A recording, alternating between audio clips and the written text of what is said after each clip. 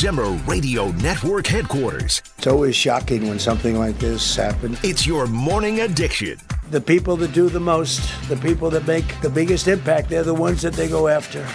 Wake Up Missouri with Stephanie Bell, the Zimmer News Team. Every single senator, every Democrat, and every Republican supports the bipartisan DHS funding bill. And now, introducing your host, Randy Tobler. There was a proposed merger between JetBlue and Spirit. And Joe Biden and Pete Buttigieg, along with the Biden DOJ, decided that they did not want that merger to take place. And at the time, the Biden and Buttigieg DOJ bragged and said, as they canceled the option for this merger, that this was a victory for U.S. travelers who deserve lower prices and better choices. Not so many choices for those folks that were supposed to fly on Spirit Airlines over the weekend, huh, John? Yeah, call an Uber. I guess that's right. You better hope there's another plan. But people, I mean, I will say, I was traveling last week. I have had some not the best luck lately with some delayed flights. And, you know, you get up, you get that message, your flight's delayed, but you still know that you're going to get there eventually. These folks woke up and they just said, by the way, your flight is canceled and it won't be rescheduled. That's a pretty tough pill to swallow when you got places you need to be. Yeah, and I think the folks at Spirit are more concerned with selling off their fleet than finding people vouchers or anything like that to, what were they doing, a $200 deal or something? To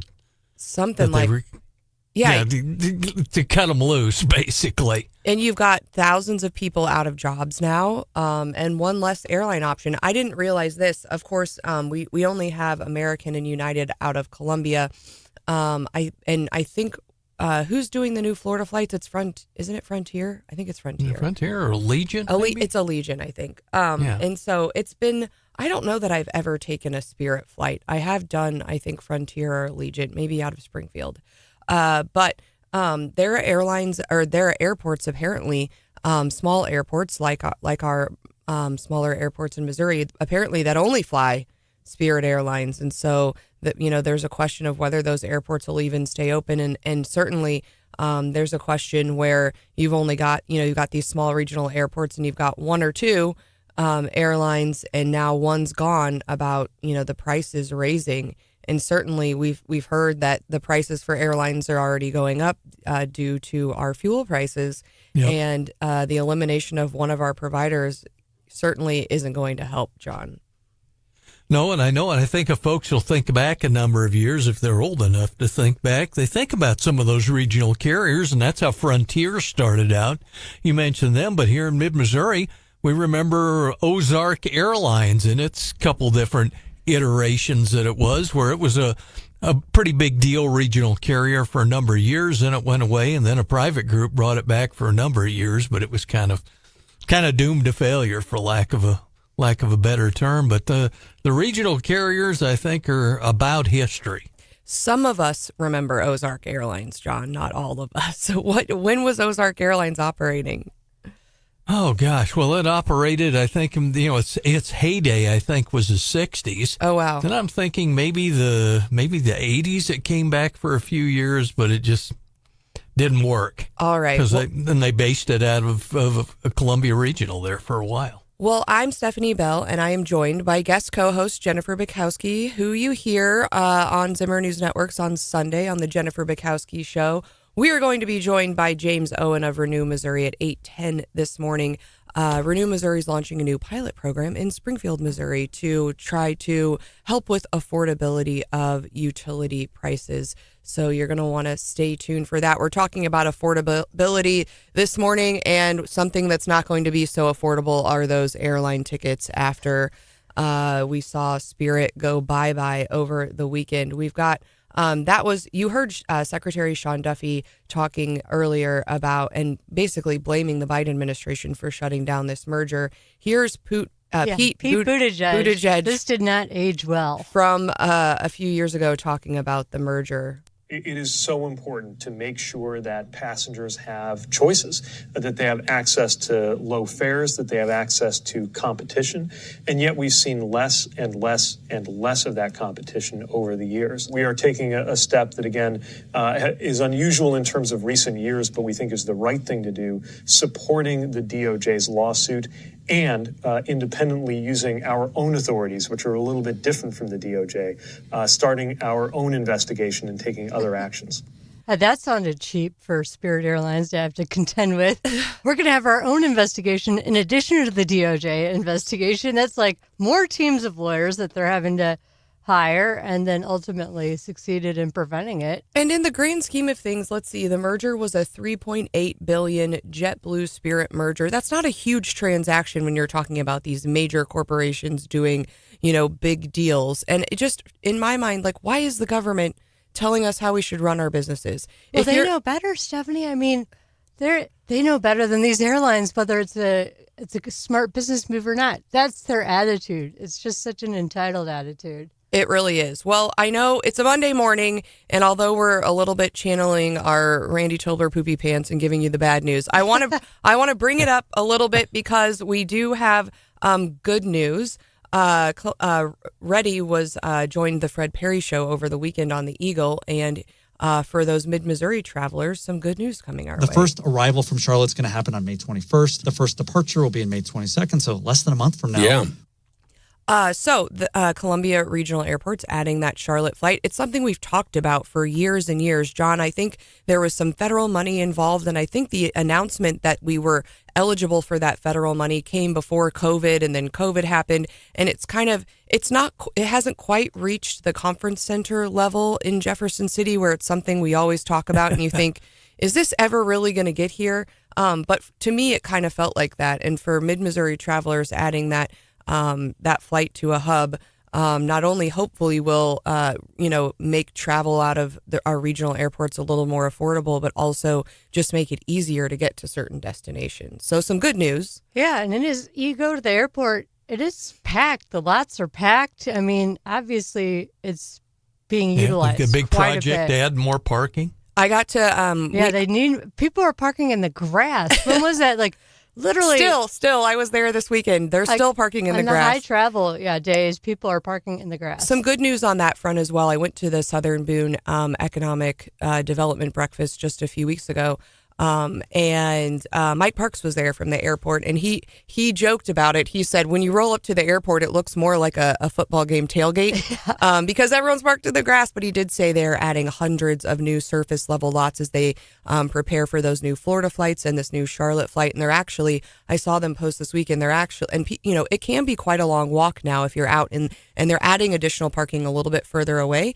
So they're now hiring shuttle drivers. And I was just thinking that. Yes. That would be handy. Yeah. So if you can drive a shuttle, the Columbia Regional Airport's hiring, but that's going to hopefully alleviate some of the parking in the grass and the getting to the airport. Do they need any trolleys? I know, right? I'm not so sure that would be the best for all the luggage and everything else, but that's some exciting news. I also saw Jennifer. There was. I think Respect Mo voters turned in their petition yesterday. Did you see this? No. That's kind of breaking. Most people don't know, but the deadline usually falls on a Sunday, and I believe they turned in their signatures yesterday. I think they said they turned in more than. So someone was there to accept the signatures on a Sunday. Don't they usually do it like the next business day if it falls on a Sunday? They certainly do not, and I do feel bad for I do feel bad sometimes for the Missouri Secretary of State's folks because they had to be there. Well, and it's fallen on Mother's Day before the deadline where you have to be there to accept these signatures. But Respect Missouri voters say they turned in 360,000 signatures.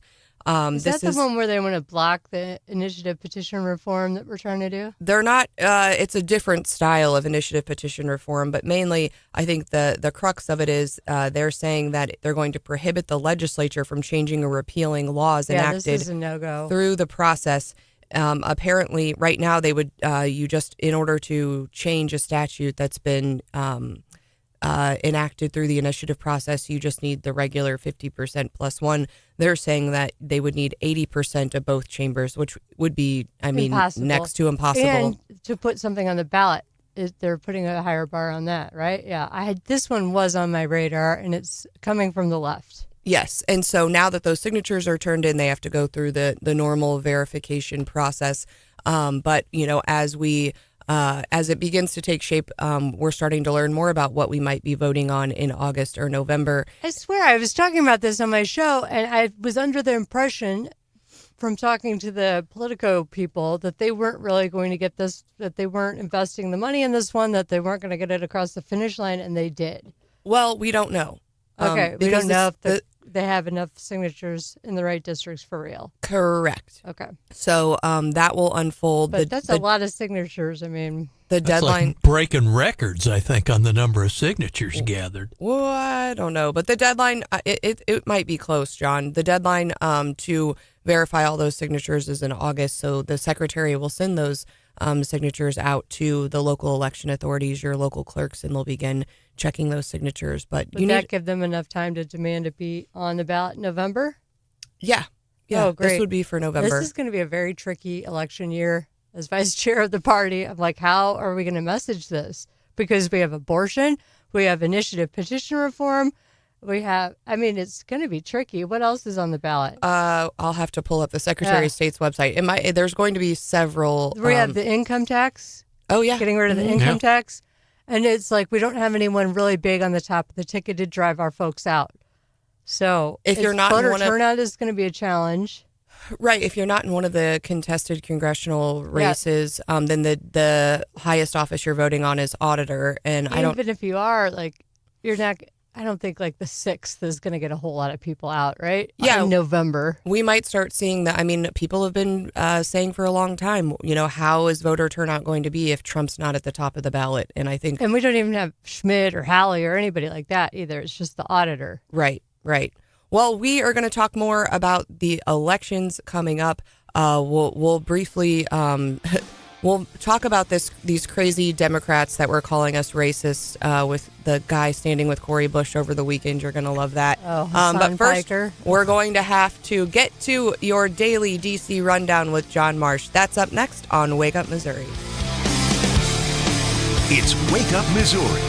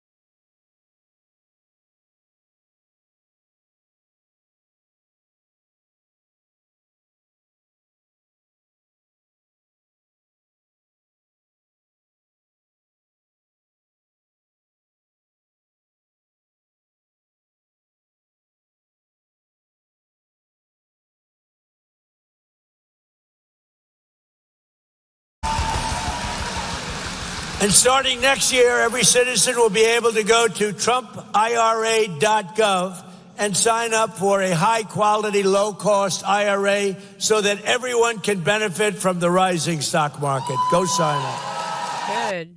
TrumpIRA.gov. I'm glad Randy's not here because he is really triggered by the fact that Trump puts his name on everything. So we'll get his thoughts on that tomorrow. But for now, that is President Trump getting us into your daily DC rundown with John Marsh.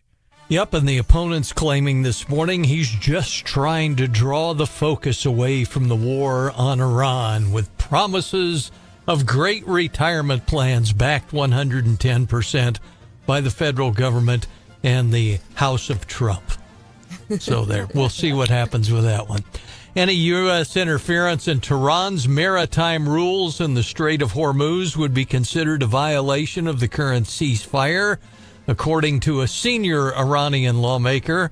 Ibrahim Aziz, the head of Iran's Parliament, National Security and Foreign Policy Committee, fit that on a business card. Any American interference in the new maritime region of the Strait of Hormuz will be considered a violation of the ceasefire. Trump announcing Project Freedom, which the military will begin guiding ships safely out of the strait starting today. Pentagon planning to withdraw about 5,000 American troops from Germany. Officials characterize the move signal of the president's discontent with the level of assistance that the European allies have offered in the U.S.-Iran war. Trump publicly criticizing German Chancellor Friedrich Merz and leaders of the other NATO member states. Then former New York City Mayor Rudy Giuliani hospitalized in critical but stable condition. A longtime political strategist, Ted Goodman, who launched a live stream with Giuliani, says the mayor is currently in the hospital, critical but stable. Mayor Giuliani is a fighter, has faced every challenge in his life with unwavering strength and fighting with that same level of strength as we speak. Doesn't sound good for Rudy. Do we know what was going on? Like, or what happened? Not released that I saw. Did they, John? What exactly it is? But the way the news alerts were breaking and Trump was truthing last night, it sounded dire. Yeah, and I think Rudy's had a lot of history of heart problems over the years. What do you think of the Germany thing, withdrawing the troops, John? The 5,000 troops. So it goes. Yeah, I mean, Germany, gosh, back in the heyday when my buddies were stationed over there, it was, gosh, about 40,000 or so. Yeah, we've American had troops there my whole life. We've had them there since immediately the end of World War II. Since. Is this isn't all of them, though. I think how many still, do you have? Yeah, I don't know, in the 30,000 range, I think. It's an interesting development, especially as we watch everything unfold. And then we've got Project Freedom that we're going to guide the ships through. Do you think that's actually going to work? Who knows? You know, they have a lot more information than me, but Germany is where they fly the people that are critically wounded for the very best care. Yeah, they do. The Landstuhl Hospital in Rhein-Main, Germany. And in the meantime, over the weekend, the other viral tweet or X I saw was that Marco Rubio has picked up a new job. Did you see this? A couple of new jobs. He's doing Spirit Airlines, and he's a DJ. And he is a DJ. That's the one. So somebody... The DJ thing is real, though. Like, he was, Somebody created an AI video of him running Spirit Airlines, and it was pretty hilarious. If you haven't seen it, you should check that out. You have to watch it, though. You do. You do. It doesn't have great audio. But he's there smoking cigarettes, pouring wine, throwing the bags off the plane. Breaking up the fight. Yeah, breaking up the fight, fighting. Well, man. But the DJ thing was real. Apparently, he was at a family wedding and went up to the DJ booth and was doing pretty well. Yeah, he was pushing the buttons, making it. He could come and fill in for you, Stephanie. He could add that to his list. I love it. Mario be scratching. Huh? All right, we're going to get to what Hasim Piker says about Republicans next. As America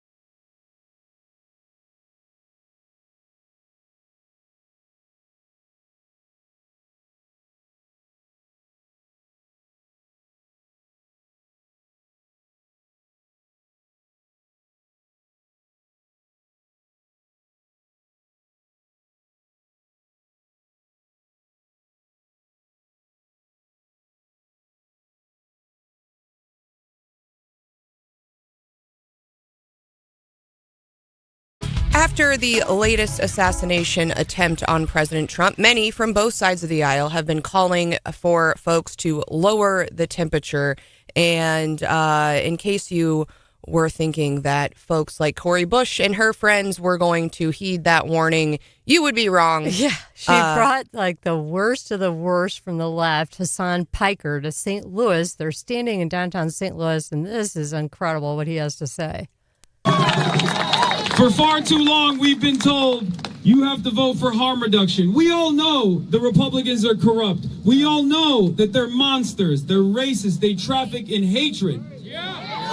But we are here to say we are no longer going to vote for do-nothing Democrats either. We're voting for Democrats with a purpose. Stop projecting, bro. Like, you're literally saying what you do, like trafficking in hatred. Like, yeah, and, racist. Jennifer, you're a monster and a racist, in case you forgot. All of you. Says the bro that said that America deserved 9/11. Is that really what he said? I haven't done a deep dive on him. Yeah, he's the worst. He was interviewed recently by the New York Times, John Favreau, who's also on that Pod Save America podcast from the left. And he's like, when you talk about Hamas being 1,000 times better than Israel and you'd vote for them 1,000 times, a terrorist group, by the way, are you talking hyperbolically or symbolically? He's like, no, I think Hamas is 1,000 times better than Israel. He hates the Jews, and he is just a nasty person and a person that just whips up resentment and brings out the worst in the left. So it's no surprise to me that Cori Bush is buddies with the dude.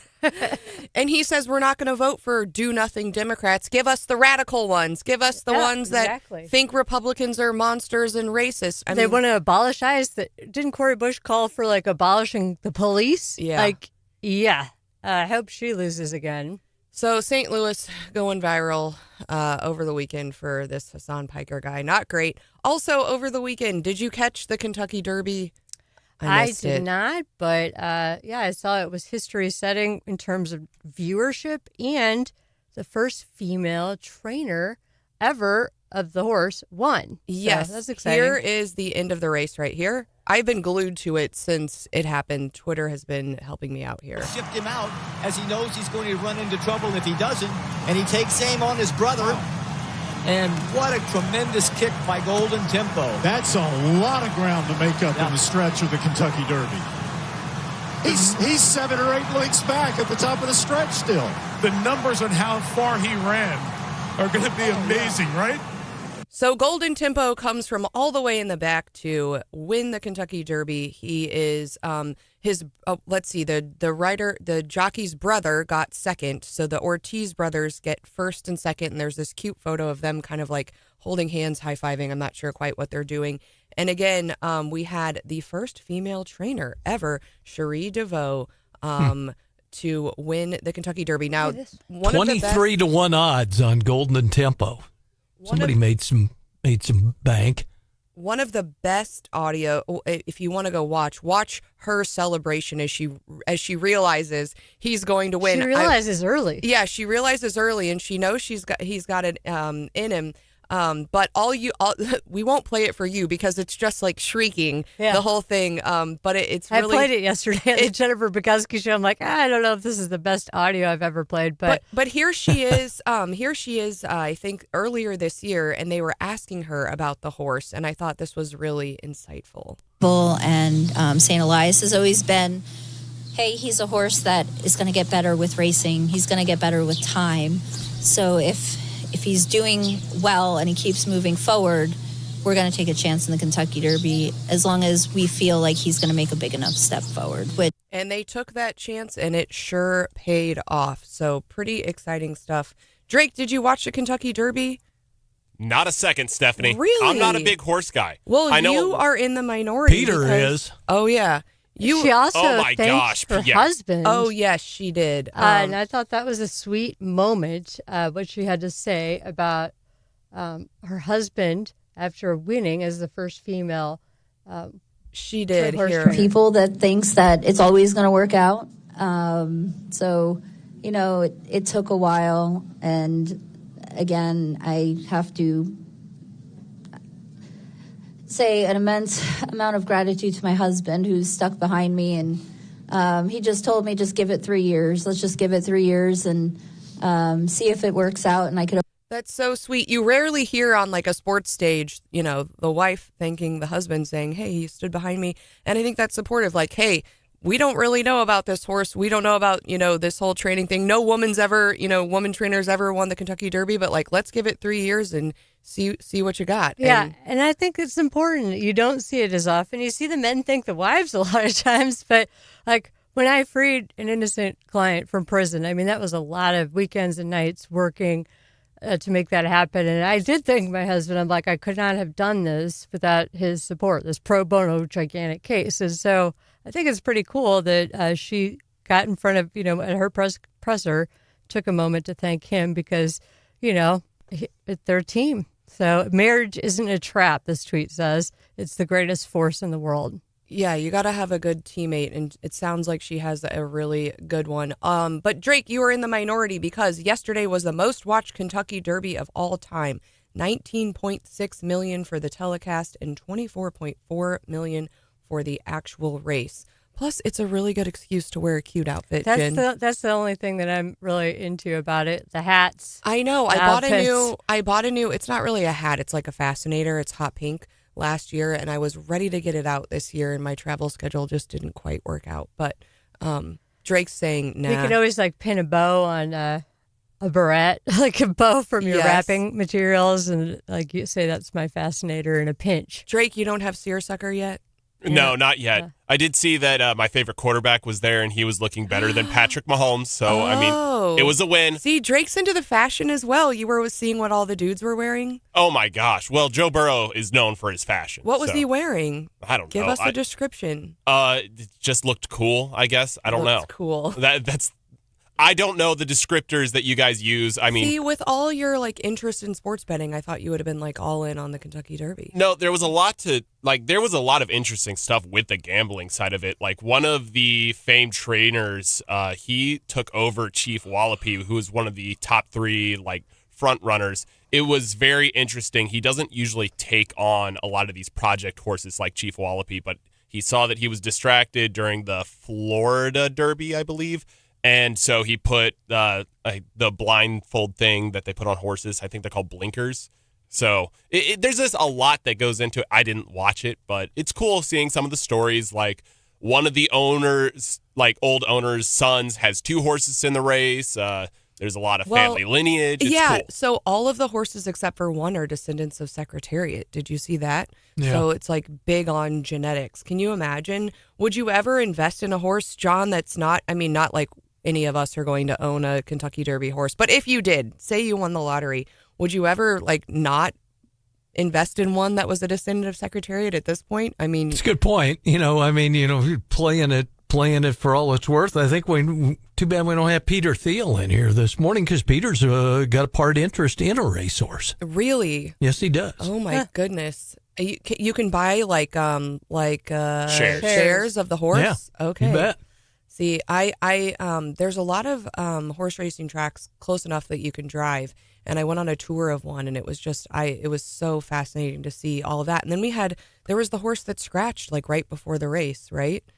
Because he bucked his jockey off, and then they said even a small fall like that can really be damaging. And so, can you imagine? Yes. I think don't you get cash for just participating in the race? So you're the jockey, and you're like, even if I come in last, I get however much money, and then your horse scratches. Do you not get any money if that happens?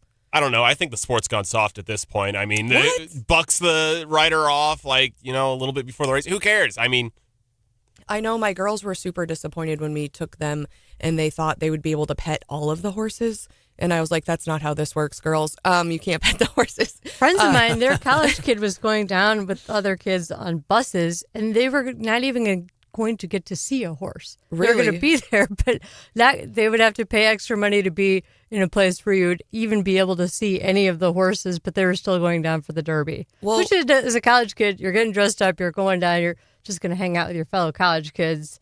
That'd be fun. That is fun. Well, at this place, it was less serious than Churchill Downs, but they had, what do you call them, John? Like the helper horses or whatever that help get Pacers? and they help get all the horses lined up and everything. And there was a moment in which they brought like the other horses over and let the kids pet the horses that weren't racing, which was really nice. But anyway, big fun this weekend with the Kentucky Derby. So maybe it's on my bucket list. I want to go just once, Jen. One of your Make Missouri Healthy again. I don't know which one you're going with, but one of them grabbed my interest more than the other one. Okay, you got to tell me which one, because I had a lot. We're making Missouri really healthy because I saw a lot of good health news. Well, apparently, I know which one. We're going to talk about something.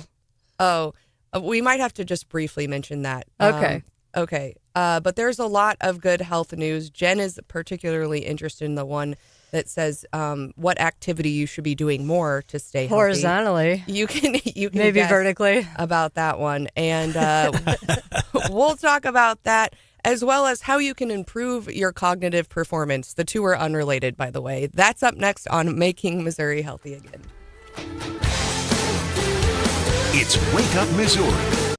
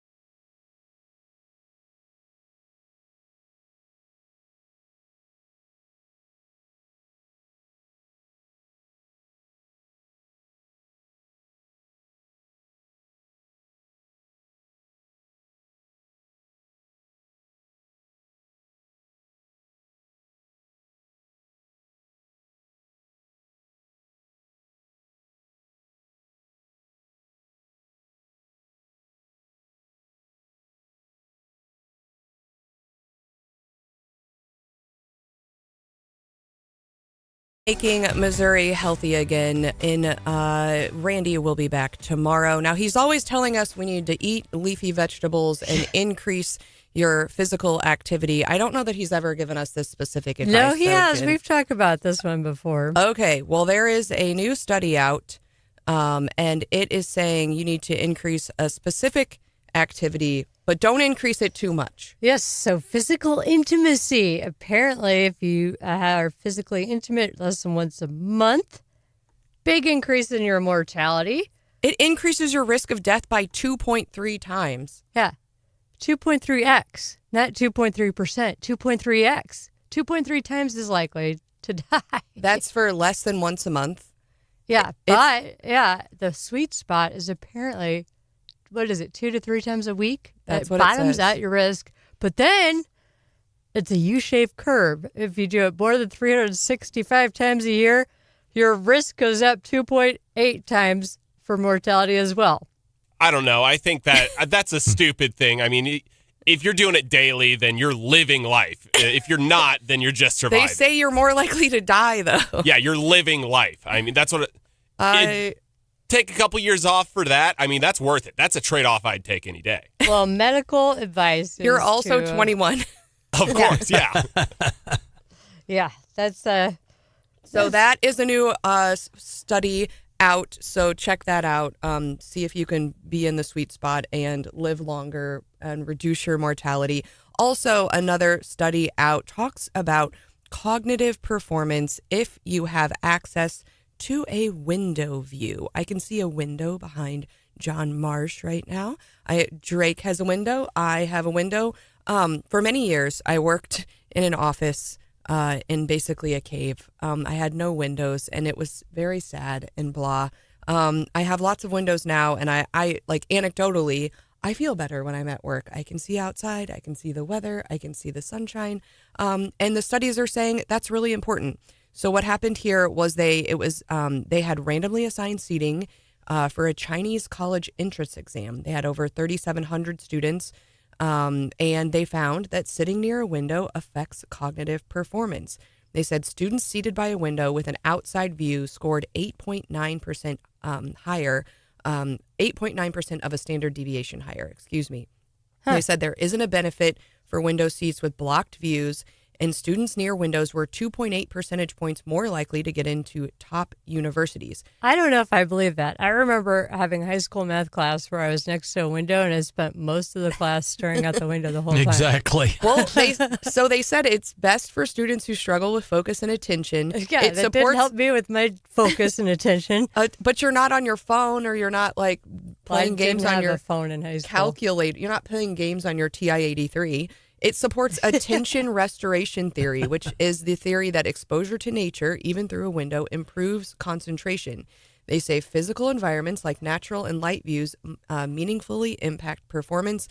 They said for schools, it's a high-value, low-cost school improvement. And I think this probably translates well into the workplace as well. I think when you're, designing spaces where you want people to be able to be focused and stay on task, I think you're seeing that obviously in modern workspace design, that having lots of windows, access to the outdoors. I know a lot of the really nice places will have like a courtyard or something that, you can take a quick break in from the workplace. I feel better if I can take a quick walk downtown. Sometimes when I'm like losing focus or I'm feeling a bit tired. That's smart. Does help. If I can get outside, I feel like a renewed sense of focus when I get back to my desk. Don't you? Yeah, but I'm bad about doing it, except for that year I was addicted to Pokemon Go. And all of a sudden I'm off taking a quick walk, catching some Pokemon, back to the office. And yeah, you are like more mentally sharp. It's just good to mix things up and not be sedentary. And last week we talked about on Make Missouri Healthy Again, just 5 more minutes of activity, 11 more minutes of sleep, and just a quarter cup of vegetables also has a dramatic increase in your overall health, and that's doable. 11 minutes of extra activity? sleep. Oh, 11 minutes of extra sleep. That's 5 not very minutes much. of activity. We're not even talking about like running. We're talking about just moving around, and then a quarter cup of vegetables. That's like 2 bites. All right, you're going to have to join us because sometimes Drake and I will do jumping jacks while we're on a break. Yeah, I did on the commercial break. Oh, I you did like the moved jumping around. jacks? I'm like, I didn't do jumping jacks, but I was like, yeah, lunges, Yeah. By the way, are Knock we it doing out. that next break, Stephanie? Yes. Okay. Jen's going to Let's do join some in. movement. We have 5 minutes coming up. We should get our 5 minutes in. We don't do very Live many. longer. but- John, we see you on the iPad. You better join us. Okay. Oh, you know. Why, certainly. I'm still stuck He's just on going to the- move off screen to pretend. Yeah, I'm still stuck on the Texas Instruments calculator and what you had to type in to turn it upside down where it said hello. Yeah, Right? I remember that. I think we were- had like Tetris or Pong. We had Pong. And we We had, had like, a- nowhere near the interesting games these kids get distracted by. There was though. something. There was a snake game, and there was this other game called Drug Wars, where you Oh. could like sell drugs and win money. I don't think we had that. We had a Pong type thing. That was about it. See, they're taking away people's phones now, but they never took away our TI-83 calculators, and we were on those things a lot. I think I still have mine. Do you have yours? Not the one I had. I'm going to no. bring it in and show you some of My these kids games, have John. them. They are always losing them. Really? Yeah. All We're always right. having to panic and track it down before the test. Okay, up next, there are some big court updates, both nationally and at the state level, we're going to get to on Wake Up Missouri.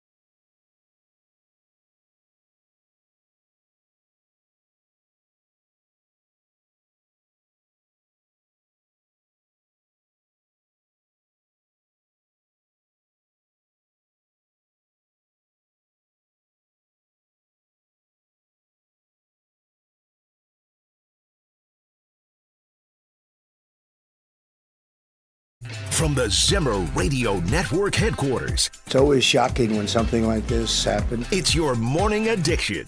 The people that do the most, the people that make the biggest impact, they're the ones that they go after. Wake Up Missouri with Stephanie Bell, the Zimmer News Team. Every single senator, every Democrat, and every Republican supports the bipartisan DHS funding bill. And now introducing your host, Randy Tobler. There is also no doubt that the existing system was not consistent with our Constitution, and that's what the Supreme Court found, and there's going to be a lot of criticism, I expect, even in the coming moments on this show about that decision. But the reality is, what people cannot say is that the provision that was struck down by the Supreme Court is consistent with our Constitution, and that is Acting Attorney General Todd Blanche, who Jennifer had the pleasure of giving an award just about a week ago, right? Yeah, the night before the White House Correspondents' Dinner shooting, I was the one to introduce him at the RNLA Policy Conference, give him the Edwin Meese III Award. And I went into the back through the kitchens to the holding room where he and his security team and his wife and top staffers were, led them out, sat them down by the stage, and then escorted them with their security team to the reception afterwards. So it was surreal to watch him the next night in his tux next to Trump after the shooting and the press conference. You know, I'm like, whoa, his night got busy, compared to last night. But he's right when he talks about the Calais decision, Louisiana versus Calais. Really, it's not just consistent with the Constitution, but with the Voting Rights Act itself. That Voting Rights Act, the case law on that had misconstrued that statute. And Ilya Shapiro, who we both know, gave his reaction to the case, saying today's voting rights blockbuster was the right call and a victory for the colorblind Constitution. The bottom line is that the Voting Rights Act doesn't require majority-minority districts, and states can't use race to draw district lines absent some extraordinary justification, like remedying actual intentional discrimination. But the ruling, which corrects long-held lower court misinterpretation of governing law, shouldn't be surprising. After all, Section 2 of the VRA says nothing in this section establishes a right to have members of a protected class elected in numbers equal to their proportion in the population. This is a big deal, ending the untenable Goldilocks standard where states were supposed to engage in some racial gerrymandering, but not too much. Like, so well said.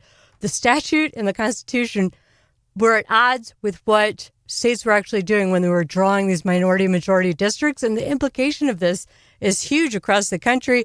The New York Times issued this big piece about what it's going to look like now and how many seats they're going to lose in the South for the Democrats. And we're already getting reactions from the Missouri congressional delegation. U.S. Representative Wesley Bell said he sees the ruling as undermining what civil rights leaders and activists fought for. And this article in the Columbia Missourian, I think it's interesting. It says, with respect to the Missouri First map, I think it said that Missouri Republicans have already targeted. Here you go. Even before the Supreme Court's decision, Missouri Republicans were already taking aim at one of the state's 2 black members of Congress. Well, because there aren't enough black people in Kansas City to form a minority-majority district anyways, and St. Louis barely had enough. Each congressperson represents, 780,000 people. And so Kansas City didn't have anywhere near enough to draw in together to make up over half of that. St. Louis just barely does. So, of course, those two are going to be upset because now we could maybe draw an 8-0 map, but will we have the courage to do so? Ann Wagner doesn't want her district to be more blue. We don't want to jeopardize Jason Smith's district because he's chair of Ways and Means. So it's always like the incumbents want their districts to be strong, even if it ends up being a map that's not as strong as it could be in terms of how many Republicans we send to D.C. Yeah, a huge decision out of SCOTUS last week that could affect our elections for years, or I think will affect our elections for years to come. Other SCOTUS news, we had the Fifth Circuit reinstating a rule requiring mifepristone, which is the abortion drug, to be dispensed in person only. They reinstated that rule. This rolls back FDA changes from 2016 and 2021 that expanded that access. The Journal reports that mifepristone is used in about 60% of abortions nationwide. It's now headed up to the Supreme Court for, I think they've filed something to stay that Fifth Circuit decision. The request goes first to Justice Alito, and he could issue a temporary stay while deciding the case. Abortion has been, a big issue at SCOTUS, and now it's back before the nation's top court. So really a lot going on. And of course, as we near June is when we normally expect some of those big decisions out of this court's term. So we'll be talking a lot about SCOTUS coming up. Jen, the other thing I saw, did you see this chart about the difference between young men and young women?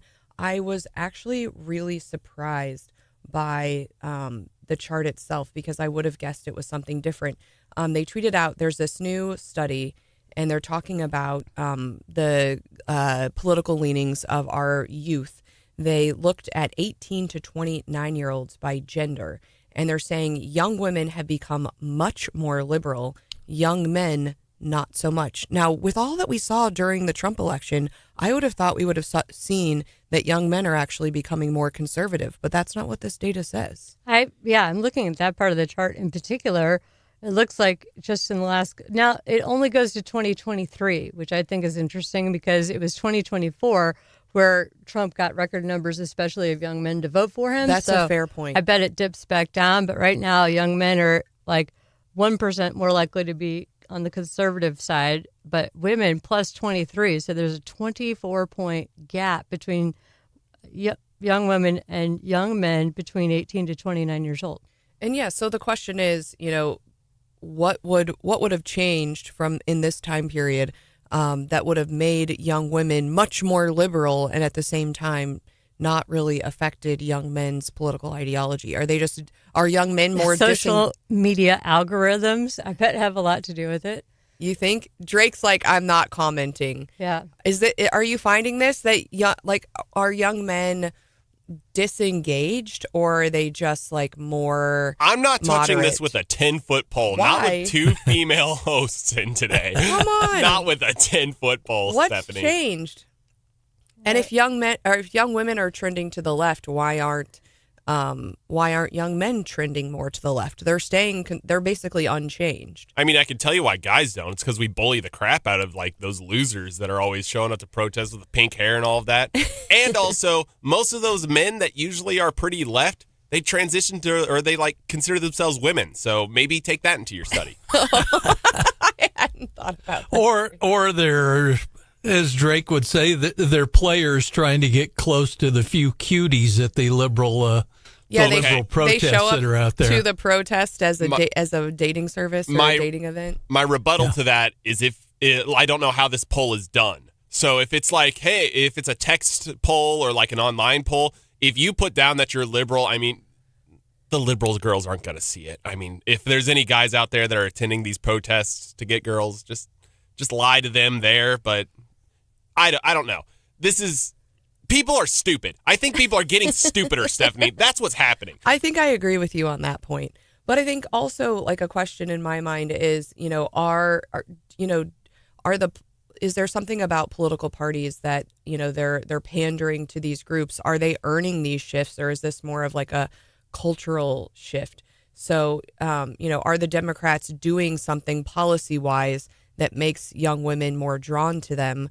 Or is this more fueled, I think, by what Jen said, like social media and cultural change? Come on, Drake, speak your mind. I do think that the left has been targeting a lot of college kids. I mean, you look at New York, one of the biggest reasons why the socialist policy works there is because you have kids going to New York, going to school there, and usually whenever you go to a big city for college, you stay there. So these kids are, $150,000 in debt. They're getting indoctrinated at these schools. Yeah. Well, not even that. It's just that they can't afford to live with with rent, with groceries, with all this other stuff in the richest city, and also with the debt that they've taken on, and they can only get a Starbucks job. But I think I think a lot of the policies that the Democrats were pandering to the youth with, like student loan forgiveness. I mean, that affects both men and women. So this chart, it's just bad. I don't know what you want me to say, Stephanie. Less that there's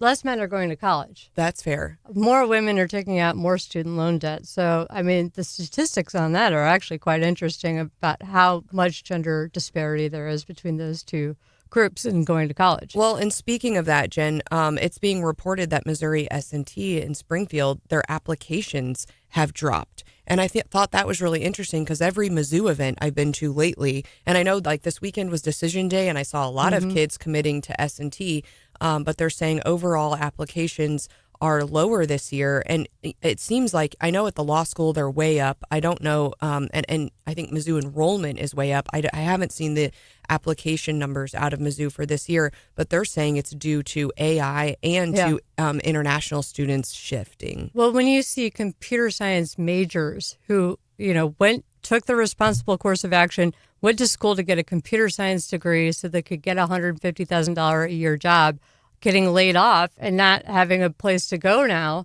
it's going to hurt schools like Missouri S&T because why bother getting those sorts of degrees when AI is taking your job? And I'm silly. I said Springfield, S&T's in Rolla. Excuse me. Yeah.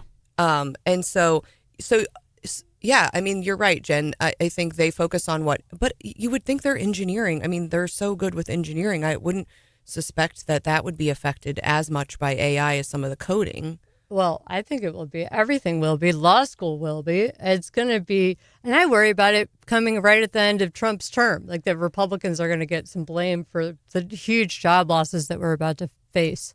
Okay. Well, when we come back, let's talk more about flights. Jen, you found this interesting article about... I wanted to get your thoughts on it. About what airlines are doing for passengers who are misbehaving, and a feel-good story about an elderly TSA agent. That's up next on Wake Up Missouri. You're listening to Stephanie Bell and Jennifer Bukowski. Randy Tobler will be back tomorrow. It's Wake Up.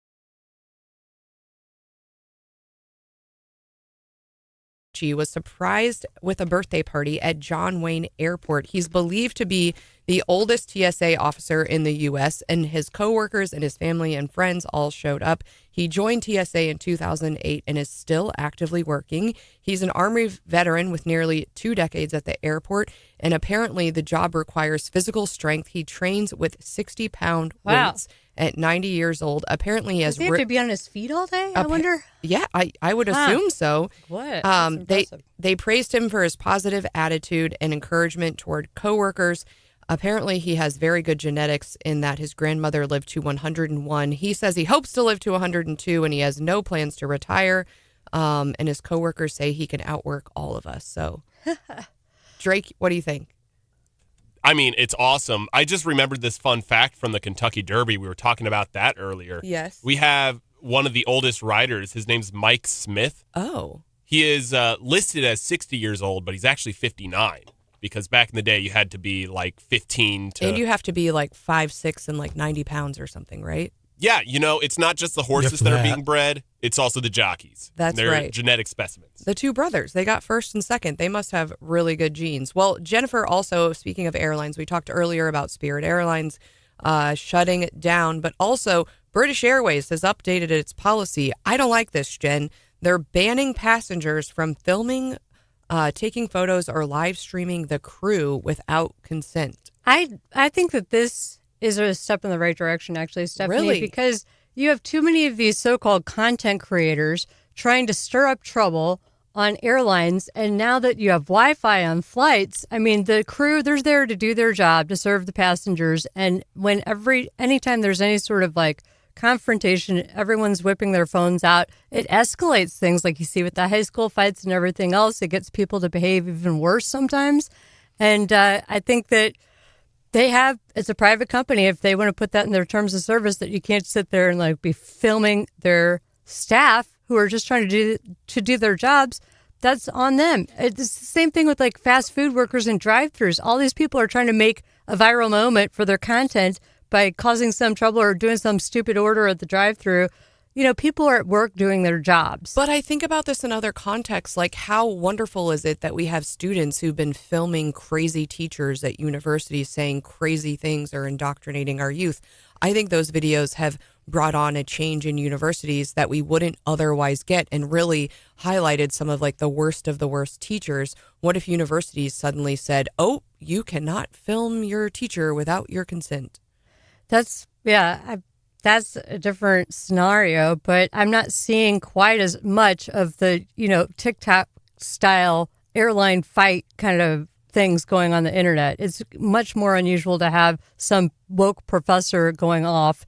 It's more common to see teachers and when it's a high school fight happening, and which is why I think is another good reason to get rid of the phones during the school day for these kids so the police don't have to be up there 12 times a day breaking up fights. I think that's fair. There are other airlines besides British Airways that have already instituted this policy. And if they catch you filming, you can get removed from the plane, you can get banned from the airline, or you can pay costs if a flight's diverted due to your bad behavior. Yeah. But they say, go ahead and document your flight. You could take a picture of your meal, take a picture of yourself on the flight, but just don't be filming our employees without their consent. Interesting. All right. More airline updates next. We'll have the full breakdown of the Spirit saga.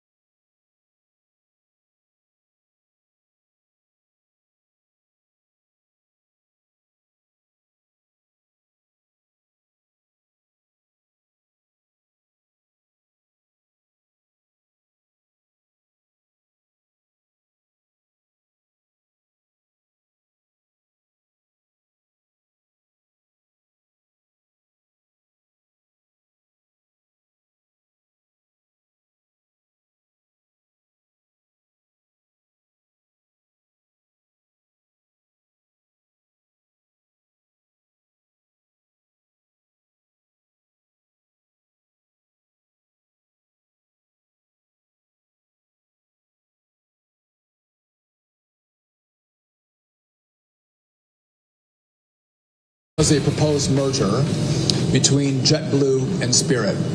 And Joe Biden and Pete Buttigieg, along with the Biden DOJ, decided that they did not want that merger to take place. And at the time, the Biden and Buttigieg DOJ bragged and said, as they canceled the option for this merger, that this was a victory for U.S. travelers who deserve lower prices and better choices. Doesn't feel like a victory as we wake up this morning, or as the folks who were scheduled to fly yesterday, today, next week, have many choices, Jen. Yeah. Elizabeth Warren also was celebrating this. Buttigieg, his tweet, his speech on this didn't age well. The government got involved, prevented this merger that they wanted to do during Biden's years. And now Spirit Airlines, can you imagine you're driving to the airport for your flight and the email comes out at like 4 a.m. that not just has your flight been delayed or canceled, the company no longer exists. They didn't have enough money to run through Tuesday. They parked their planes, told their employees no more. And so, yeah, that big yellow planed airplane is out of business. Transportation Secretary Sean Duffy there talking about the history with the proposed merger and how and pointing the finger, I think rightfully so, at the Biden administration and Pete Buttigieg. I like him. I do too. He's going after the CDLs with these guys that can't even read English, that are driving semi-trucks and killing people all over the country. He's like getting a lot of stuff done. I'm a fan of Sean Duffy for sure. We were talking about the new rule with British Airways about how you're not supposed to film the crew members without consent now. And Paul says, I'm surprised the airlines haven't installed security cameras in all cabins yet. That's a fair point, I think. I wondered about that is a good point. Yeah. There's cameras everywhere else, aren't there? Yeah, I would think so. That actually does shock me. I wonder if there's some sort of limitation on that. Or maybe they have them and we just don't know. Maybe they have them and we just don't know. Or maybe all of the pilots just keep detailed diaries that later will come out in court, Jen. You were telling me about this. I think this is so bizarre. Okay, so OpenAI is in trial. We've got Elon on the stand for like 3 days, many hours. And now we're set to hear from the star witness who apparently his journal is going to be, or his diary is going to be a big part of, what he's questioned about. What man keeps a diary? John, you got a diary? Lots of people do. Really? Yeah. Drake, do you have a diary?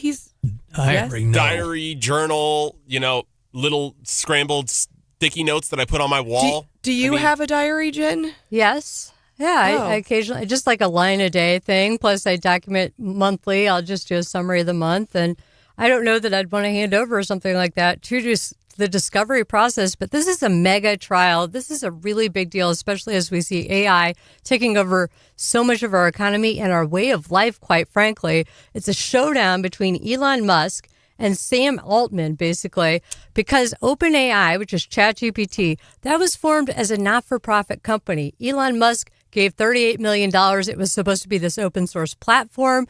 And then some kind of shady stuff, in my opinion, went down. And all of a sudden, it's this for-profit company making a ton of money and not, in Elon's opinion, using adequate safety standards and protocol to make sure that things don't get out of control with it. So he's brought this lawsuit. He spent 3 days on the stand last week.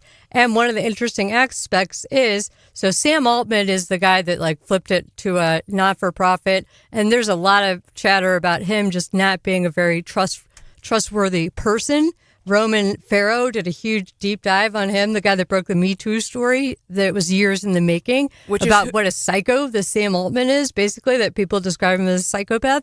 And which is who you want, what other people say. You want the psychopath in charge of your AI, in charge right? of AI, which is like the technology that the robots could take over someday, right? So Elon was on the stand for multiple days. Now the CEO of OpenAI, which again is ChatGPT, he's going to take the stand, but his diary has been brought into issue. And some entries were like, yeah, it'd be good for us to turn this thing into something we make money on at a point where it was supposed to be a not-for-profit.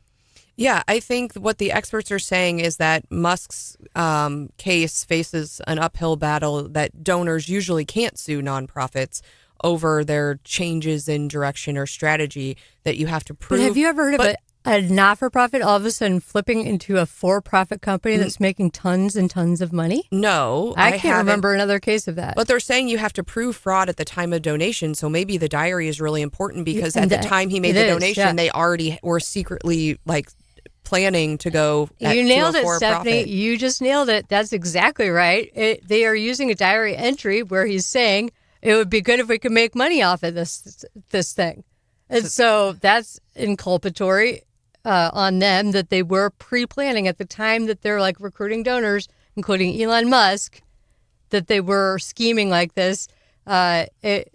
He's saying that key experts from that diary wanting to get out from Elon and questions about Musk as a leader, financial motivations, and it was that they wanted to make money off it. Basically, I'm not finding the one I'm thinking of right now that they brought up in court several times. Well, I think this like raises a lot of larger questions about AI and how people interact with it, because for many people, they have the free versions.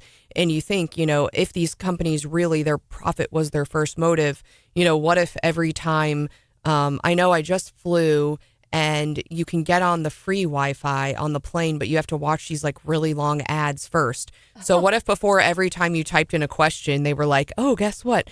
Here's a 30-second ad before we'll answer your question. So like how people, I think the fact that they started out as a nonprofit and that it really seemed to be the focus wasn't, trying to monetize the service. Now, of course, as you enter the more professional AI space, lots of people pay for the subscriptions.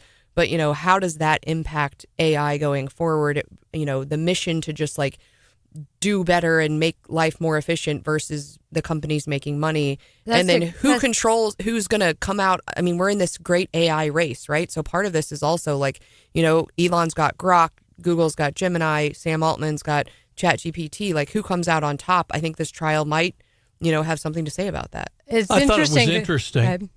Yeah, I thought it was interesting. I was watching, I think it was a Fox News piece this weekend about this, and they had the same question about when was the last time a not-for-profit decided to swap over to be a for-profit. I've never heard of it. They said it when the 90s, Blue Cross Blue Shield allowed some of their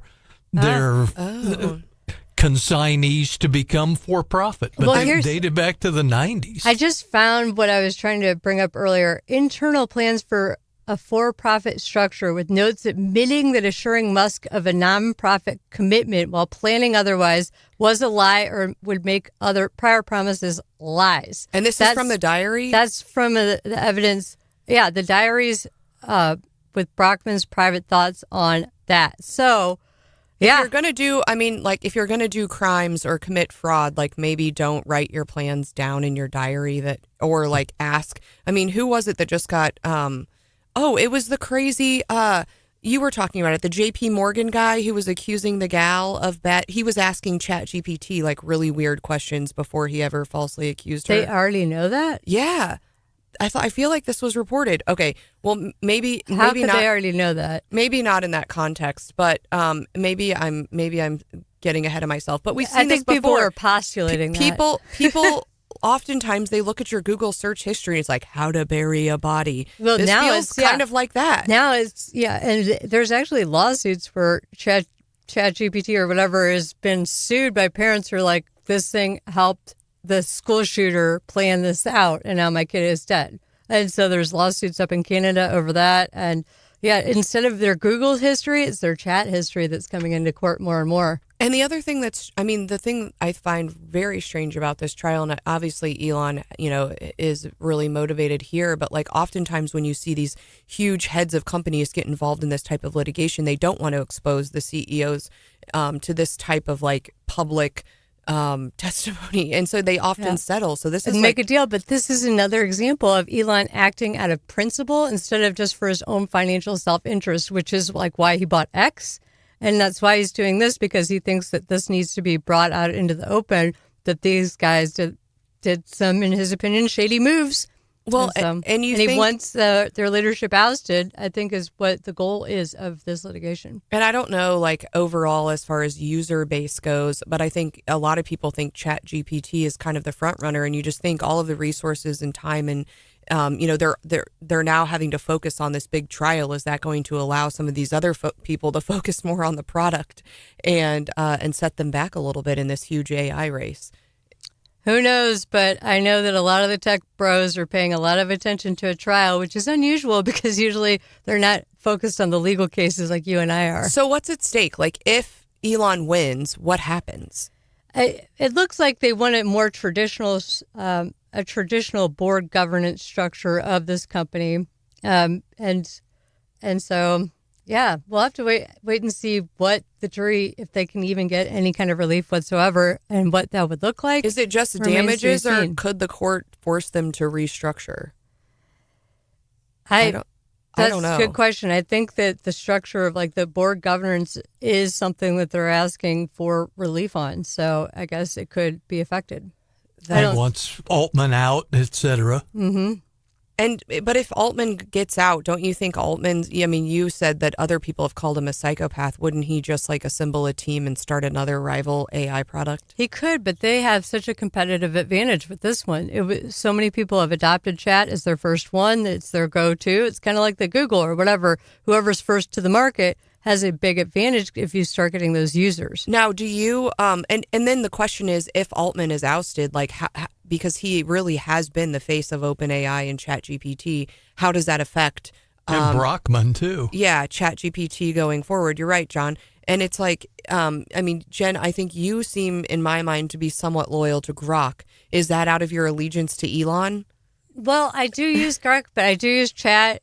I've started to use Gemini as well. I've got Perplexity. I have been meaning to get Cloud. I think it's good to use a variety of them because they're always updating their different versions. So whichever one's the best is constantly changing. So don't get in a rut with just one of them. Try a couple out. This is a rapidly changing environment. Subscribe to them all. And use them because the people that are the quickest to use these tools to get ahead are going to be hurt the least by what's coming, the tsunami that's coming for us and our economy as AI takes over. Good advice from Jennifer Bukowski this morning. We're going to get some advice. Are we getting advice, John, from you in your segment? How about who's afraid of the big AI wolf? Oh, all right. That's up next on Wake Up Missouri. It's Wake Up.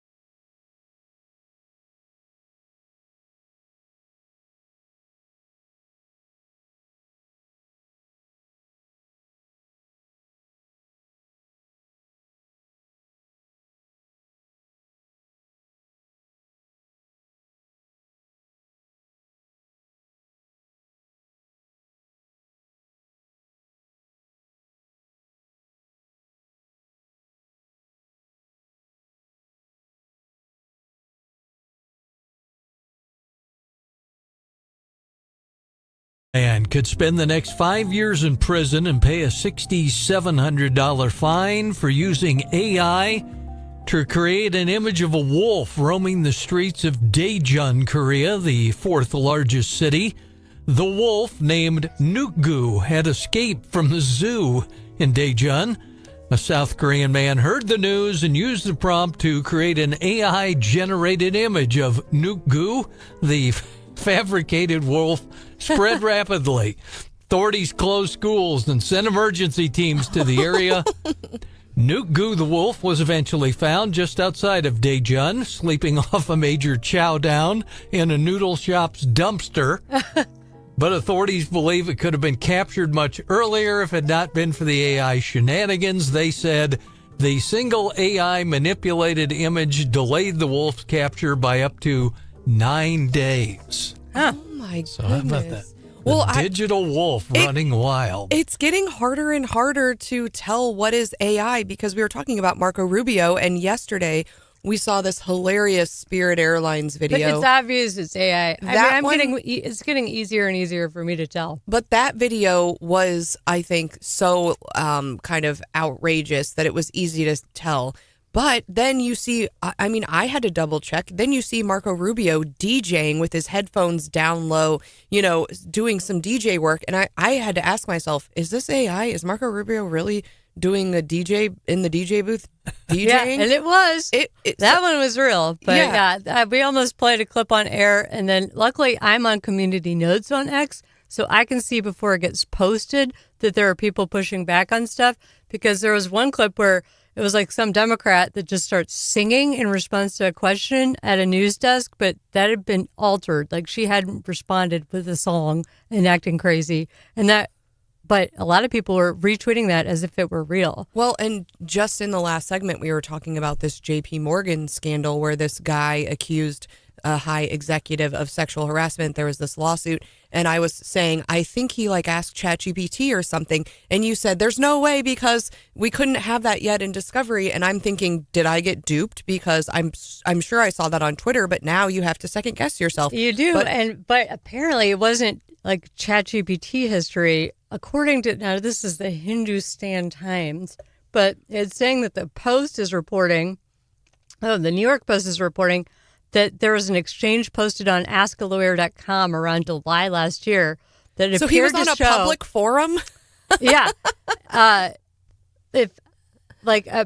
Questions about the exchange and workplace retaliation. And I was wondering if part of his motivation could have been to get a U visa because he was ticking a lot of boxes about being drugged, being sexual assault. Said Friday. Yeah, but it was like a fantasy porn novel written into a petition that got filed in court, but then withdrawn for corrections. But the guy has been now identified, and we had a lot of fun with this story last week. And we did. The internet is still having a lot of fun with it over the weekend. I see videos of me watching my boyfriend try to decide if I'm an Asian fish head. He's looking at pictures of fish, the different things. Do I have rockets? Or what did he call them? Cannons. Yeah. Cannons. Cannons. The things that this boss supposedly said to him, I bet your fish head Asian wife doesn't have these cannons. And you're like, what? No woman has ever said that. Never. What are you even talking about? At least if you're going to make stuff up, make it a little bit believable. Now that maybe he should have put some of those allegations in AI first. And maybe he did, help him write his little fantasy novel there that he put into complaint form. I can't believe that a licensed attorney filed that thing. That is But rough. JP Morgan's we did a thorough investigation. There's no emails. There's no phone calls. There's nothing that supports this. Plus, she wasn't even a supervisor. They were on a team together. They're only 2 years apart in age. She's 2 years older than him. And they were on a team together. That was it. So she couldn't be threatening to strip away of his bonuses if he doesn't strip his pants off and stuff like that. Some things are just, If ridiculous. it's too ridiculous to believe, or if it's too good to believe, be suspicious. Be very suspicious. Yeah, be skeptical. Especially in today's day and age. All right. Yeah. Well, we have James Owen of Renew Missouri joining us next to talk about a new pilot program being offered in Springfield.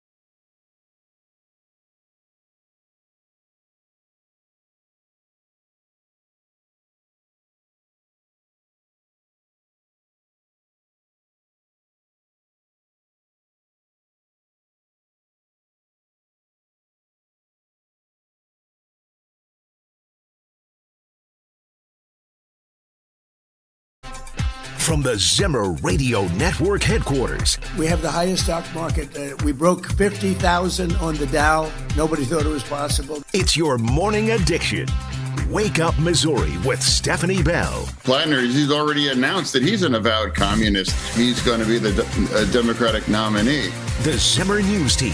And created the most secure border in U.S. history with 0 illegal aliens. And now introducing your host, Randy Tobler.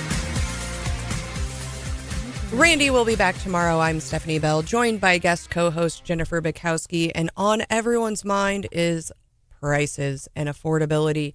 I just saw a Chiron on Fox that the national gas average is up to like $4.44 a gallon. We are not quite there in Missouri yet. But beyond that, folks are still paying higher prices at the grocery store. Of course, Trump has announced the new Trump IRA, so we can all take advantage of the soaring stock market. So those of us with portfolios that are looking at them, we're thinking, great. But every day, it feels like we're still struggling. And one of those things people are struggling with are the high prices of utility bills. And James Owen from Renew Missouri joins us now. They are taking some new steps in implementing a new pilot program in Springfield to help some folks out with affordability issues. Tell us about it, James. Yeah, hi, Stephanie. Hi, Jennifer. Thanks for having me on. We are indeed doing a pilot in Southwest Missouri in Springfield. Hold on just Did one you second, get him? James. Oh, wait.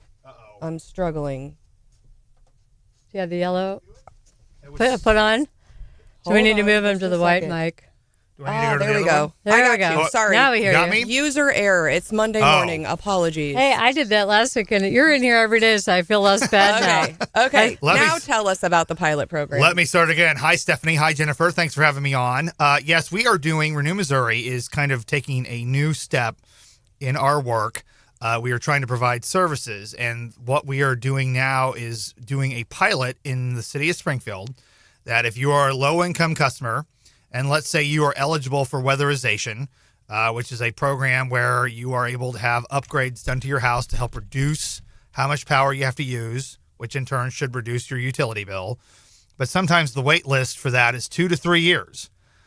So what we're doing is we're working with a contractor, we're working with OCAC, and we are working to get little kits, little kind of minor upgrades that can be done while people wait that can help reduce their utility bill. And so this program is for low-income users in Springfield. It's a pilot. Is it something that you plan on trying to expand if you see progress? If we see progress, our hope would be to expand to other areas of the state, such as City of Columbia, City of Independence, some of the rural electric cooperative areas where they don't necessarily have a good array of energy efficiency programs. Like, let's say if you're an Ameren customer, as some people in Boone County would be, or a Liberty Empire customer who had energy efficiency upgrades for a while, but those got discontinued. There's a lot of issues at Liberty Empire right now.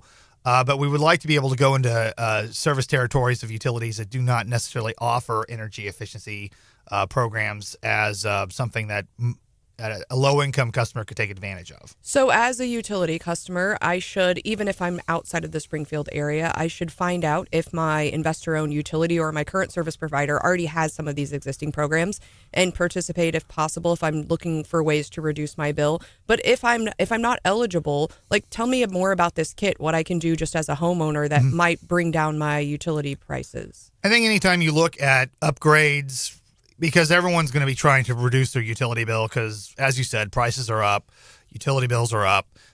Being able to find energy-reducing light bulbs, putting insulation in your house, being able to look at smaller things like whether you have sealant around your windows or your doors.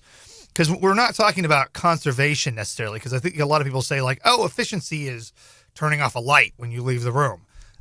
That's conservation. Efficiency is being able to say, I'm going to make improvements to my house or my business that would reduce my demand. And just small things like that can make a big difference. And that's generally what we're doing with the weatherization kits. That makes so much sense. I remember I went to school in Kirksville, Missouri, and oftentimes the student housing was in older housing. And so we always would spend a morning doing the plastic sheeting on the windows to try to better insulate the windows because we were trying to save money, right? And it helped tremendously in the houses where we did it. So really important work. Now, talk to us a little bit about the legislature. Renew Missouri has long been an advocate for energy efficiency and renewable energy programs. Anything going on in the legislature this year as far as that goes? Well, as you both know, there's 2 weeks left, and we're counting the days.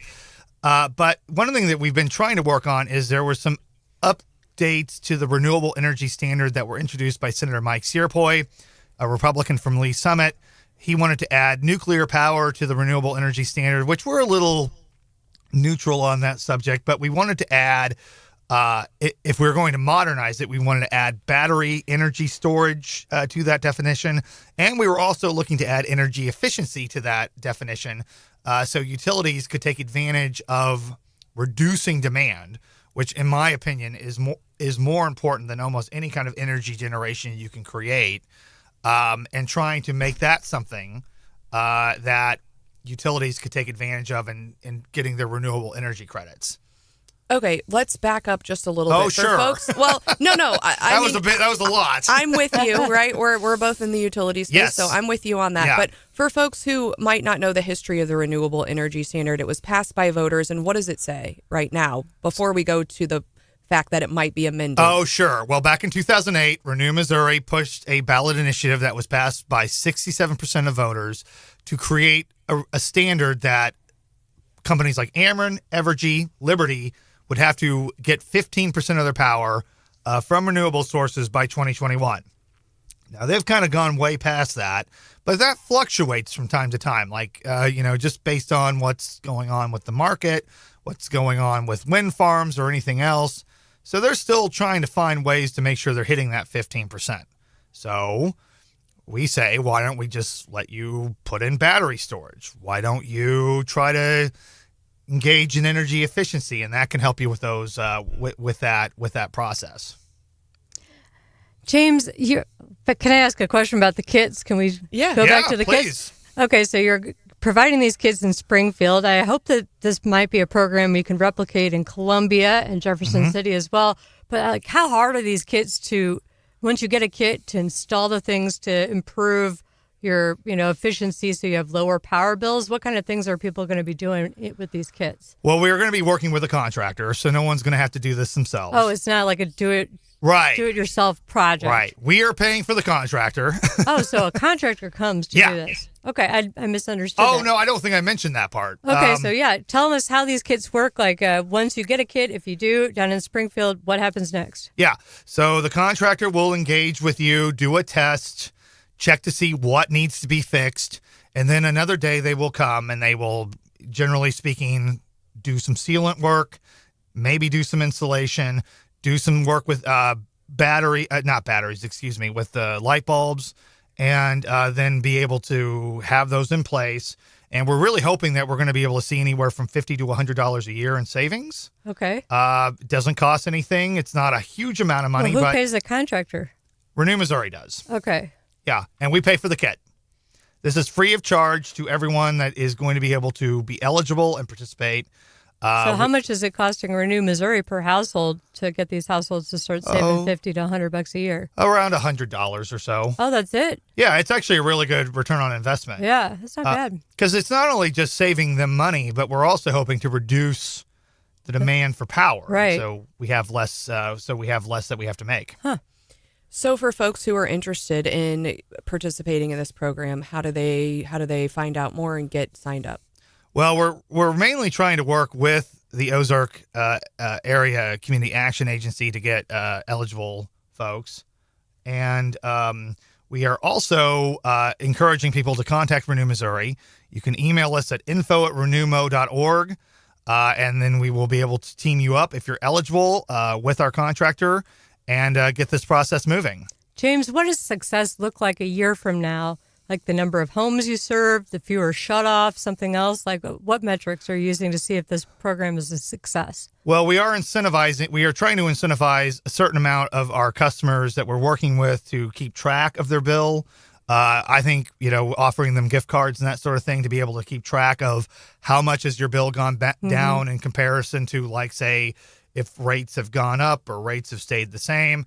And then being able to measure it based on money saved is basically what we're trying to do. I mean, our goal is to reach about 200 households, but it takes a long time to get the word out.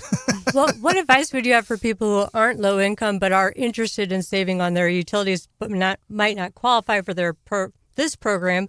What kind of things can they do to make their homes more efficient?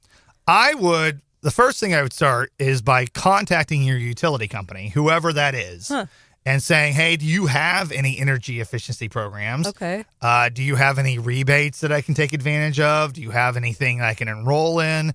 Especially like, say, if you're Ameren and you're like, say, in Southern Boone County, you would be able to take advantage of rebates. There's programs that offer to pay those costs up front, and you pay back the utility through your utility bill. That's called Pay As You Save, which we're a big proponent of that program. So depending on the utility, and some are better than others, I would start with them. Okay. Yeah. And then would you move on to insulation and things like that, of the caulking and things that you mentioned? Sealants, insulation, LED lighting, trying to see if there's like minor appliances that can use an upgrade. I mean, ultimately, the most power consuming items you have in your house is your heating and your air conditioning, and that's usually pretty expensive.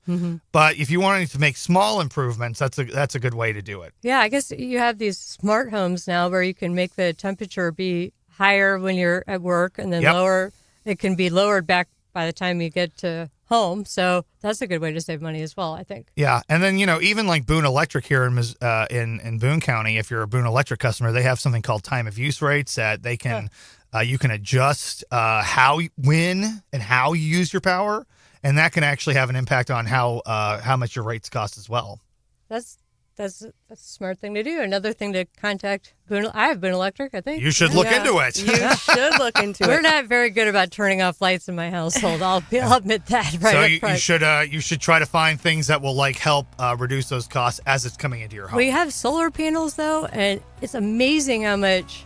Those are great. Of our power that can take care of. We love those too. All right. Well, in today's time, whether we're at the pump or the grocery store, everyone's kind of looking to make things more affordable. So we appreciate you joining us today to help us better understand how we might be able to make our energy more affordable. Thanks for joining us, James. James Ullman, Renew, Missouri. Thanks. Thanks for having me on.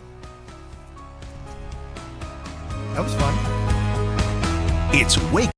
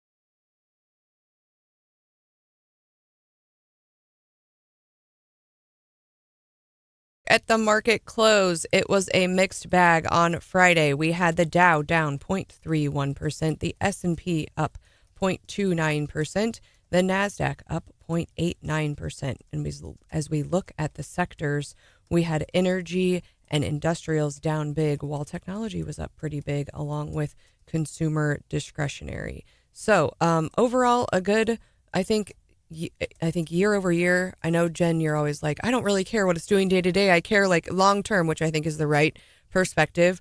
But I think year to date, we've got the Nasdaq up 8 percentage points, Wow. S&P up 5.62, and the Dow up almost 3%.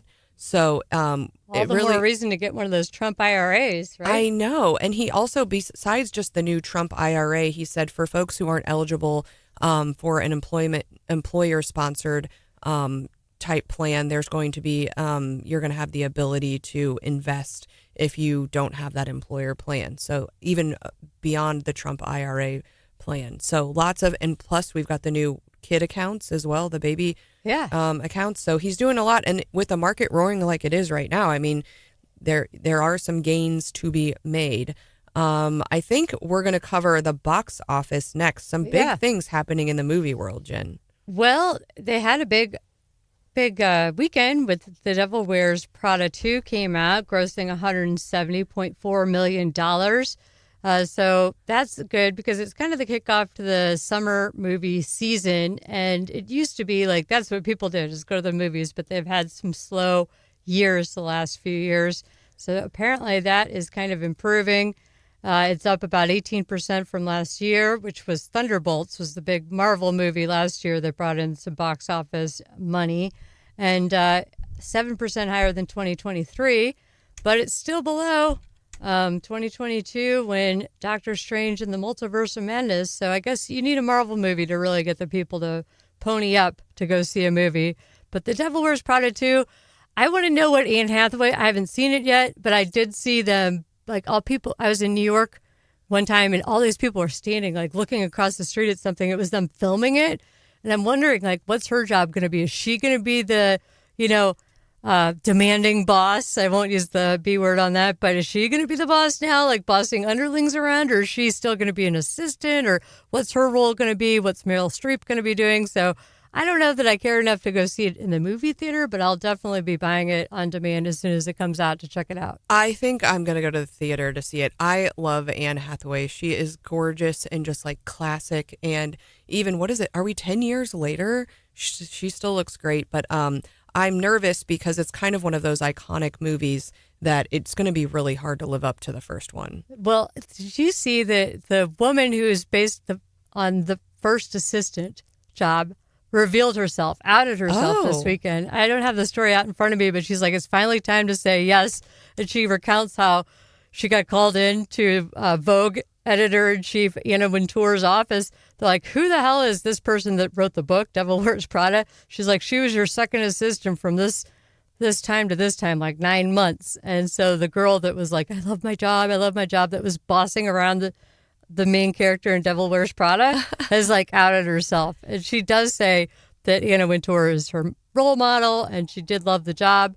But they have not spoken since, though, the author of that book. And really? That made that first assistant out to be kind of ridiculous. Well, and the other big movie that I know I've heard from my kids about is the Super Mario Galaxy. I went and saw the last Super Mario in theaters. It was awesome. So I might Toy Story 5's coming out too, isn't it? Are we just on 5? I thought we were on like 17 by now. There's a lot of those. All right. Coming up, we've got a medical examiner chasing down an elusive killer.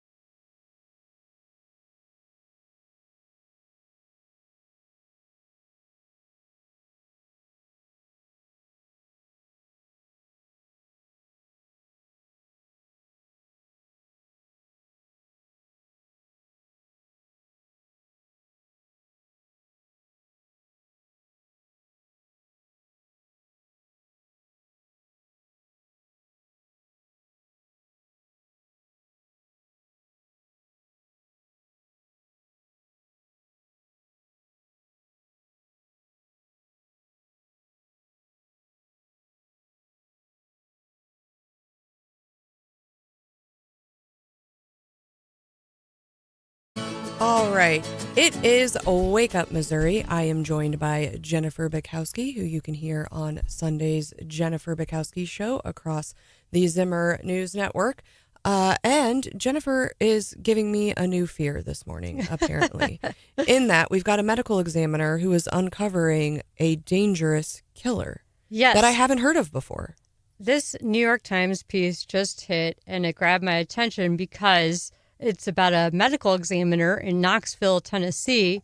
She was not satisfied because the toxicology report on a dead man's body made no sense given what her investigator had noted at the death scene. October 26, 2025, at 2:43 a.m., an apartment, the decedent, white man, 52, supine on bed in T-shirt, pants, belt, socks. In the bathroom, thumbnail-sized baggies, cut straws, dollar bill, hollow pen, white powder. The problem, the only substances that the lab found in his blood were nicotine and caffeine. She was like, please look harder. She sent his samples to a second lab. Like, can't we do something else? And then finally, at a third lab, they were able to detect a novel new drug that is 10 times more powerful than fentanyl, which is the biggest killer right now, fentanyl. In the last 6 months, they have been able to identify 50 fatal overdoses involving cyclorphene. They've confirmed that in the greater Knoxville area, which begs me to question, is this made it to Colombia? But it's a largely unknown compound. It's on track to become the third most common drug involved in the region's fatal overdoses this year. So you're not saying I want cyclorphene or whatever. It's getting laced into other drugs that people are buying? I don't know how it's being sold, but I just know that they're finding it's killing a lot of people, and it's something that they're not testing for in their standard toxicology tests. So it's probably wildly underreported as is. If it wasn't for the diligence of this medical examiner, they would not even picked up on the fact that this drug is spreading like rapidly throughout their community and killing people. So now that it's being reported, are other labs going to start testing for this? Certainly in Knoxville, I would think that she's going to start using the third lab, not the first two, when she has suspicious tests like this one. Well, and then the other question that comes to mind is this another drug that's like coming over the border? Right? Like, where is this drug coming from? Researchers believe that most orphines originate in Chinese labs. Oh, my gosh. So yet again, it's another thing where it's like, are they doing this on purpose to weaken our country? Or is it drug dealers making money? Or is it the CCP looking for an angle to hurt us? I mean, it's part of tradecraft or spycraft. I mean, that's been a suspicion with the fentanyl stuff, which is why we've had to push back on them and put pressure on them to stop allowing the Mexicans to get the necessary predicates or whatever you call them, the components basically to make the fentanyl have been coming from China. And apparently these orphines are suspected, experts say, of coming from Chinese labs. In July, China banned an earlier class of synthetic opioids called nitazines, and by the fall, orphines had arrived in the United States. So they ban one, then ship another. That's wild. All right. So if you're looking to get happy, stay away from drugs. Well, yeah, at least this stuff. And instead, go to church. Go to church. Go to church. Behavioral scientist William von Hippel thought he'd made a coding error when he saw the results of his own data. Turns out he didn't. He says regularly attending church services has a bigger impact on your happiness than wealth. Money buys a fair bit of happiness, but connection gives you more bang for the buck. I've seen this meme on TikTok, and it's like whoever said money doesn't buy happiness is using it wrong. And to some extent, I kind of agree with that. But they do say there's like a threshold limit. Once you reach a certain amount, that's kind of as happy as you can get. But this new data out is a general social survey, and they say poor Americans who attend church regularly are happier than wealthy Americans who never go. So they say 36% of poor Americans who attend church regularly report themselves as very happy, while wealthier Americans who never go, only 26% say that they are very happy. And I thought this data was interesting in light of the other article I saw. I think it's in the Wall Street Journal. And it says, young New Yorkers have a new hotspot. New Yorkers? Young New Yorkers have a new hotspot. Sunday Mass. That is a headline that would get you to look twice. You don't think of young New Yorkers going to Sunday Mass. Right. But they say they're doing all sorts of churches like St. Joseph's Church are packed, even standing room only. There are meetup groups like Pizza to Pews that draw 100 to 200 young people weekly. The trends are that Gen Z is attending church more often than older generations, and young men's interest in religion is rising sharply. 42% of young men say it's very important. That's up from 28% just a few years ago. They're saying this could be due to a lot of different things, but they said that, maybe some COVID, that people are searching for community and connection post-pandemic, that people are feeling uncertain, with all the rising political violence, economic stress, global uncertainty, that they're looking for tradition, meaning, and shared values. And they say it's not hurting that it's kind of emerging in New York, at least as a dating scene. Well, that's helpful for the future, birth rates of America for people to be going to Catholic Church young. And also, I wonder if it's a way of rebelling against your parents. Like, none of those parents they're probably raised in much more secular environments. And sometimes what the older generations do, the younger generations eschew. I mean, I was always really concerned. I think I've talked about it here before that, like, I held off for a long time giving my kid a phone. And I think one of the first things he said was, well, we have this group text going and we've organized a neighborhood Bible study. And I'm going to so-and-so's house and we're going to study the Bible. And I thought, okay, all I got from the mass media was that as soon as you give your kid a phone, like, it's all going to break loose and they're going to do bad things and all of this. Yeah. And I'm like, my kid's using his phone to do a Bible study, and I'm not bragging or whatever. Obviously, they do get into trouble. And I think, sounds like a bit of a humble brag over there. But I was surprised by it. But I think I'm just joshing it is and kudos to the other kiddos out there who are doing the same thing, right? I mean, I've been impressed by the network of folks we have here in mid-Missouri who are encouraging those things. But I find my kids, especially my son, is much more religious, I think, than I was at that age. Or maybe even, I'm not doing Bible study right now, Jen. And so anecdotally, I found this to kind of be true. And there's lots of opportunities, whether it be these neighborhood Bible studies or things like K-Life or other organizations.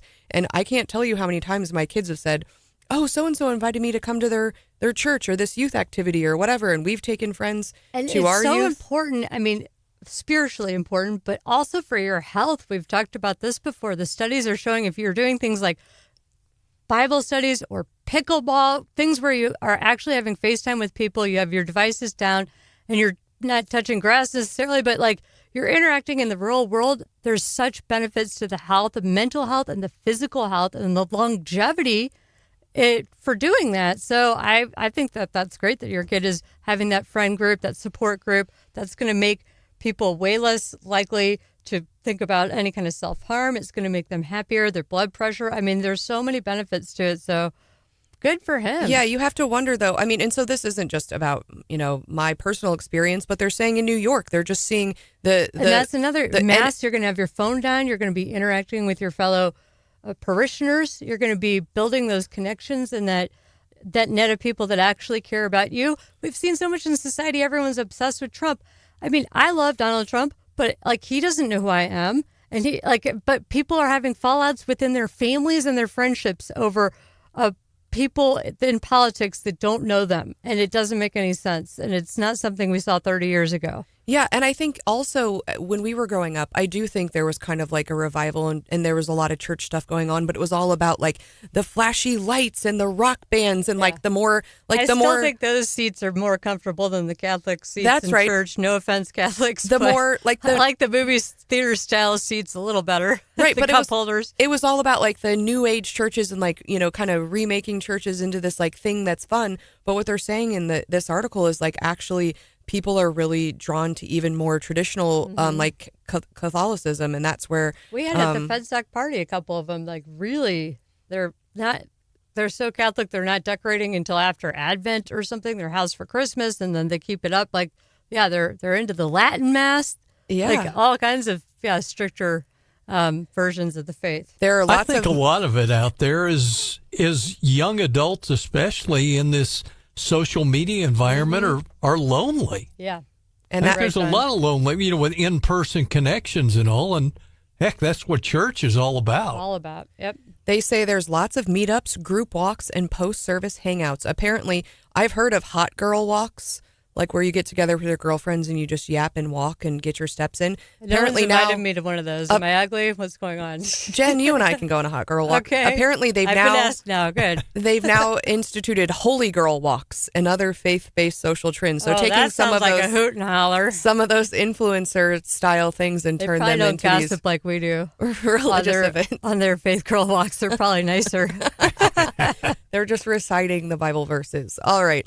Well, I think this is really interesting, especially in light of this other data coming out saying that church attendance predicts happiness more than wealth does. So maybe these young people know something that we don't, and maybe they're getting out of their parents' basement and doing something productive and seeing benefits from it. So some good news for you. Just Monday. Can't give Gen Z a win, can you? I can't. It's like, there's no winning. The younger generation Were you listening so to smart. what we said? No. Did you hear the We last just part gave of what her- she said, Jen? She was like, yeah, they finally got out of their basements, or their parents' basement. And we did gave a something with their win life. the entire segment. Calm down there, Grace. I don't know. Stephanie's the entire always trying to make a segment was jab very at it. complimentary. I am a Gen Z hater, that is for sure. Maybe I'll find some. I'm not. My kids are like young Gen Z. Maybe I'll come up with some more Gen Z hate for leftovers, which we will do next on Wake Up Missouri. It's Wake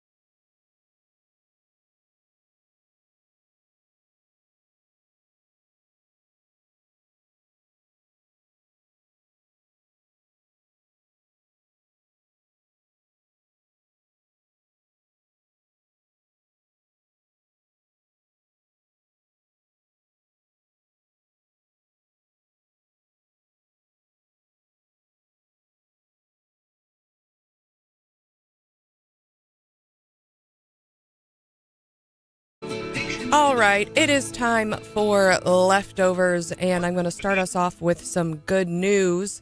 President Trump on Thursday said he's going to remove the tariffs on Scotch whiskey, touting the move as a celebration of the connection between the U.S. and the U.K. to cap off King Charles's visit.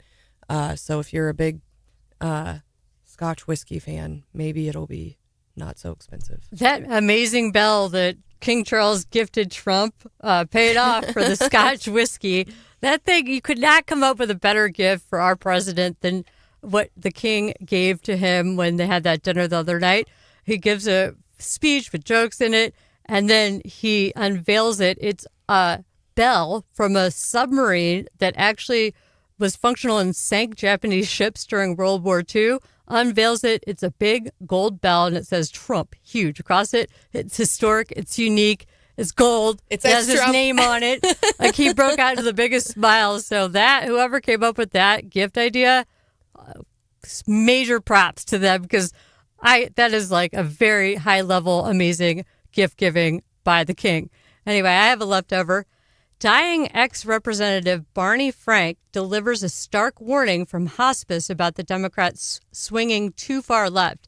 He hopes, because he's got a record of fighting for social issues like legalizing gay marriage. So he hopes his lefty bona fides will help resonate with the far left, as he says, you're taking things too far when you're trying to have boys compete in girls' sports and things like that, that you're actually hurting your own cause. And he's trying to rein him in from his deathbed. So that's sad that he is passing away, but I'm glad he's using the opportunity to try to caution the left, because I think it's healthy for America to have two political parties that are in competition with one another, but it's dangerous when one is so extreme. We've seen what happens when countries swing too extreme from one side to the other, like in Russia. I went to St. Petersburg. They have all these ornate mansions on the river, then all these ugly communist block buildings.